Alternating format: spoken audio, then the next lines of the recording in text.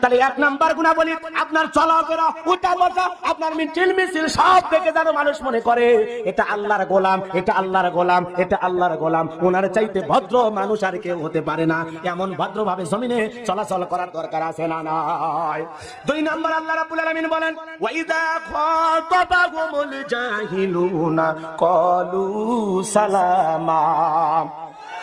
দুই নাম্বার আল্লাহ পাক বলেছেন অজ্ঞলোক, মূর্খ লোক, তাদের সাথে তর্কে লিপ্ত হওয়া যাবে না, ঝগড়াঝাটি করা যাবে না। তারাও গালমন্দ করলে আপনি তাদেরকে পাল্টা গালি দেবেন না। কথা বলেন না কেন? যে কোনো জিনিস বাড়াবাড়ি করলে সমাধানের দিকে যায় নাকি একজন বাড়াবাড়ি করবে আর একজন ছাড় দেবে তাহলে সমাধান হবে? কথা বলেন না কেন? কেউ আপনাকে দেখে হিংসা করে, আপনি যদি হিংসা করেন তাহলে দুইজনে হিংসার আগুনে জ্বলে পুড়ে মরবেন। কেউ একজন হিংসা করে আর আপনি যদি নিজের মনে হিংসাটা ছেড়ে দেন তাহলে দেখবেন যে ব্যক্তি আপনাকে দেখে হিংসা করতেছে তার দিলের ভিতরে আল্লাহ আপনার মুহাব্বত তৈরি করে দেবে। বলেন আল্লাহু আকবার। এই জন্য মূর্খ লোক, ভক্ত লোক যারা আছে পায়ে পা দিয়ে ঝগড়া করতে চায় ওদের সাথে দাম্ভিকতা করে কথা বলা হবে না।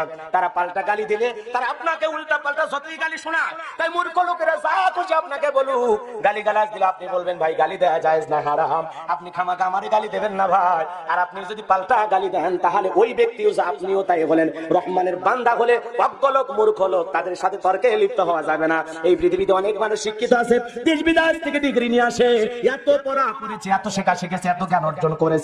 শয়তান কিন্তু কম জ্ঞানী ছিল না, অহংকারের কারণে শয়তানের পতন হয়েছে। আজকে দেখবেন যে যত বেশি শিক্ষিত সে তত বড় নাস্তিক। কথা বলেন ঠিক কিনা?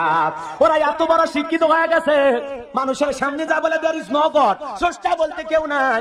নাস্তিক বেঈমানের মুখ থেকে এই কথা বের হয়। এজন্য অজ্ঞ লোকদের সাথে, মূর্খ লোকদের সাথে তর্কে লিপ্ত হওয়া যাবে না। তাদেরকে বলতে হবে ক্বালু সালামা। আপনি আমারে গালি দিলে, আপনি আমার সাথে খারাপ ব্যবহার করলেও আমি আপনার জন্য শান্তির দোয়া করি, আল্লাহর পক্ষ থেকে আপনার উপরে শান্তি বর্ষিত হোক। বলেন আল্লাহু আকবার।